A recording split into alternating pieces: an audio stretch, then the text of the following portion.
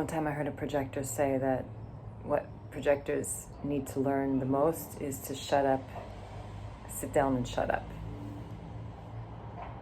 Yeah. And it is true.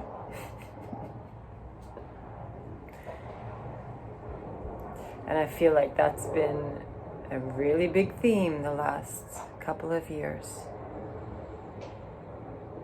Projectors are designed not to do, not to build and you make and do and move and be busy. We're designed to see, to be free awareness. And the bitterness of a projector comes from not being recognized for their seeing. To see, and others don't want to hear what you see. But the resolution of the bitterness is to shut up and not waste your breath. And that's a big lesson to learn if as a projector, if you have a projector design and you do want to live it, if you do want to be the projector that you're designed to be, that's one of the big things that you'll be confronted with. All this bitterness that you have to deal with that's been over the years, and to get over that and let it go and let it go and let it go and let it go, and to learn to shut your mouth and to save your energy, and to not, to use this biblical phrase, to not cast your pearl before swine. And that in some cases that's not an exaggerated phrase for our experience, and in other ways, it's a bit harsh. But the world that we're looking at it is an energy world. It's a moving, going, doing, creating, processing, building, making things happen world. And we're sitting here like watching it and seeing, and we see what doesn't work. We see where energy is being used in the most ridiculous of ways. We see where things are not so beautiful. But those energy beings moving along don't have their energy available to listen. And that is okay. Because sometimes, some of them, a select few, will. And that's when the magic of a projector comes out.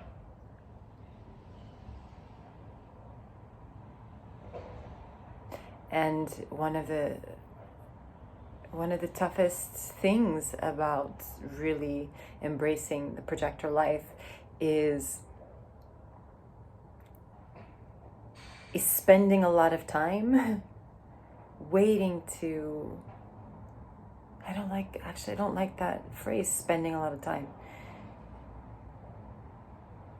It's waiting in the energy field to see that magic. Because you have a sense that it's there inside you.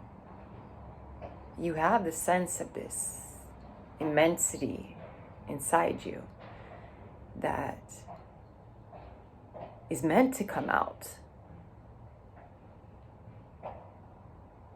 And we're so hyper-programmed by this do world that we need to be doing our projector thing all the time, in every way, with everyone, to save the world.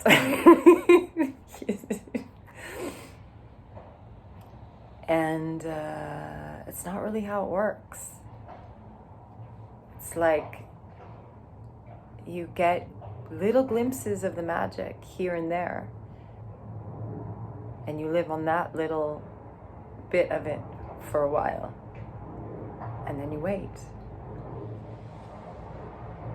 I just read a really delightful little book last Friday by the author Michael Ende, who wrote The Never-Ending Story. He wrote a little book called Momo. It is for projectors. About this little girl, and her superpower is listening and not being in a rush to go do anything. She is just the epitome of being and listening. And people end up coming to her to talk. And it's really, they're talking to just hear themselves, because in talking to her, and she doesn't have to say a word, they actually solve their own issues. And I was like, wow, that's really a beautiful image for a projector. How much of a mirror can we be? How much can we say without saying anything? The poet David White speaks about asking beautiful questions. This is a phrase I still, for the last couple of years, have just had inside me, waiting to mature, and I still can't get my head around it completely. Asking beautiful questions. I see that my questions are not always very beautiful. But I feel like that is the skill, the true skill of a projector, is just being able, from their being, not from their mental masturbation, just from their being, to ask beautiful questions that help the energy move in a more beautiful way in the world.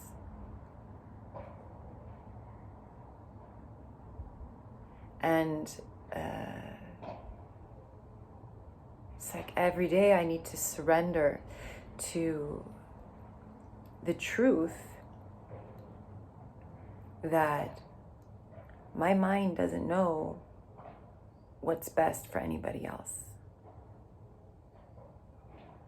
It thinks it does. And my mind doesn't know what's best for me. And my mind doesn't know why things are happening. It's always looking for why. It doesn't know how to solve something for the future. It's always trying to. It's always trying to resolve and figure out the past, constantly. Trying to make sense of the confusion. Something that I've listened to myself say quite a few times recently is, I'm confused. I don't know, I'm confused. And someone said to me, well, do you think you're going to actually solve that confusion? I was like, actually, no. Confusion is a state that you just need to let yourself sit in, and it will get resolved in its own time and its own way through life.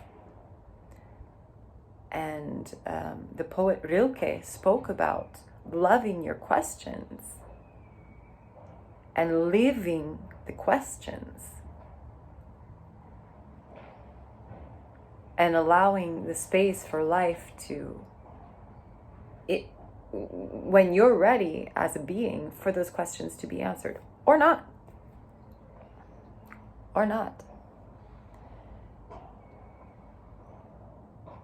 So it is radical to live as yourself. It is the most radical thing that you could ever do. And if you have the design of a projector, it is hyper radical to live as a projector. And I know I'm not there. I'm on the path.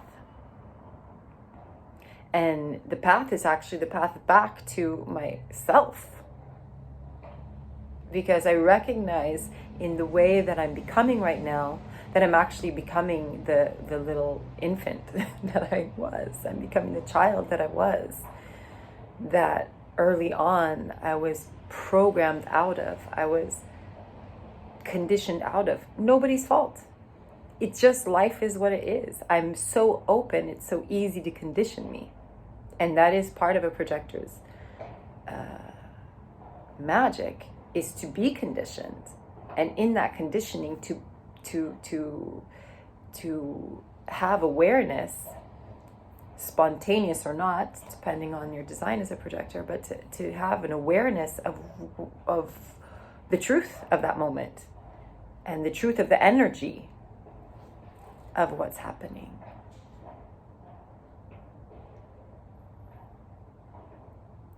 So, every day I have to let go of the fact that most people don't want to hear what I have to say. It's funny. It is funny. So I can shut up and save my energy. And then every now and again, someone comes along that something comes out of me spontaneously that person needed.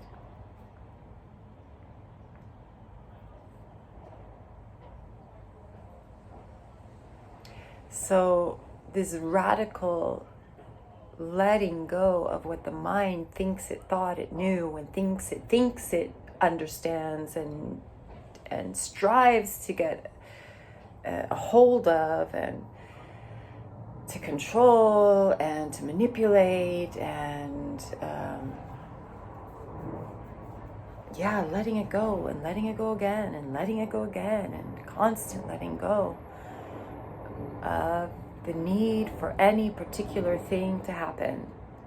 Because as a wise role model projector said to me recently, the truth is what is happening. That is the truth. It's just what is happening in this moment. That's it. And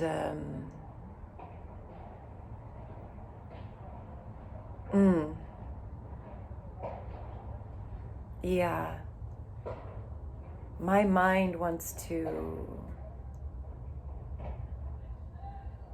talk to so many people about so many things because I'm looking at situations and I feel like I know I have the answer for you. I know what it is. And life in the wisdom and the luck of me being pulled into this process of becoming myself, life has put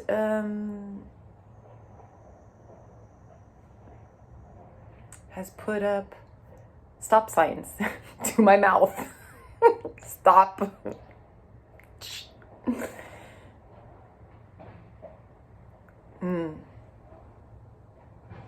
And the thing that I most dread, my mind most dreads, the quietness of the nothing is happening, the quietness of I'm not doing like everybody else in the world does, I'm not building anything, I'm not making things happen, I'm not,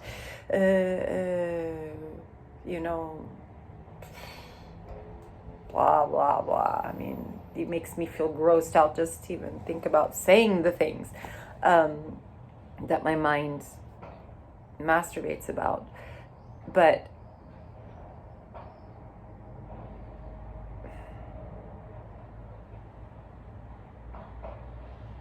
giving it up.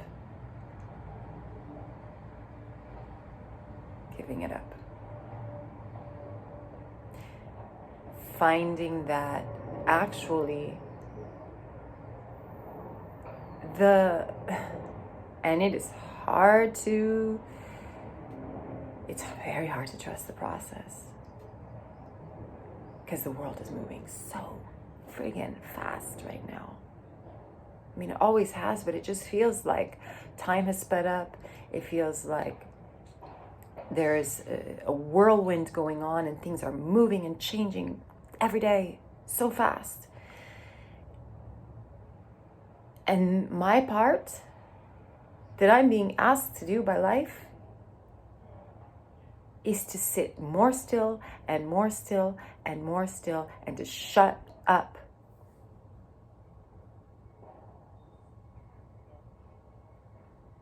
And to move less. And to stop trying to make things happen. And it feels so countermental. I don't want to say counterintuitive because it actually is intuitive. Countermental and counter societal and counter the energy that's all around me.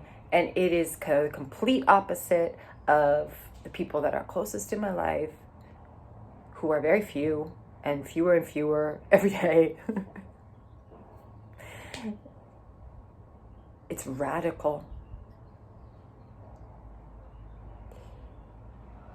The radical letting alone of yourself in the world. That is what another beautiful poet philosopher said, John O'Donohue. I love what he writes. The radical letting alone of yourself in the world. Letting alone, leave yourself alone. Let it go and let it go. Your mind will go crazy with questions and questions. Love the questions. Live the questions. Let the answers come if they need to. Live the questions. Can you live in the uncertainty? Can you live in that spaciousness of a question that hasn't been nailed down yet to any specific answer? That is spacious. Someone asked me the other day if I was going to do blah, blah, blah. And I said, it's so funny to me because I would have answered that so differently even a year ago, even 6 months ago, I would have answered it differently. But it was just so obvious to me that I said, I don't know why I do what I do, and I have no idea what I'm going to do. And that is more and more how I'm living. I don't know why I don't know why I do any of it. I don't know why I'm recording this video. I have no idea. I actually been contemplating other things I want to share. I feel that are maturing in me to come out, and just now I felt to pick this up, my phone up, and start recording. And what I imagined I was going to say, it's gone. And I'm just saying something I had no idea that I was going to say. And when things are like this, I know I'm more in my frequency. When things are strategical for me, when I'm looking for a reason for them, when I'm finding, trying to plan it out, or come up with a rationalization of why to do something, or what I'm saying, and if I have to really think about what I'm saying, none of that is true me. None of it's true me. My frequency is a spontaneous, receptive frequency where I have no idea what I'm going to do or what I'm going to say from one moment to the next. When it comes from that place, then that is real. That is authentic. That is me. That is Abbott. And what ends up happening is I'm just watching it, because I'm not making anything happen. I'm watching it. I'm listening to myself. I'm listening as I speak because I don't know what I'm going to say. That's the reality for me. And any other thing is not my real frequency. It's the distorted frequency. It's when my guitar, my body guitar, my aura guitar is out of tune. So as soon as I go to some mental processing about something, I know I need to let it go. Let it go, because if it comes from there, it's not true to who I am.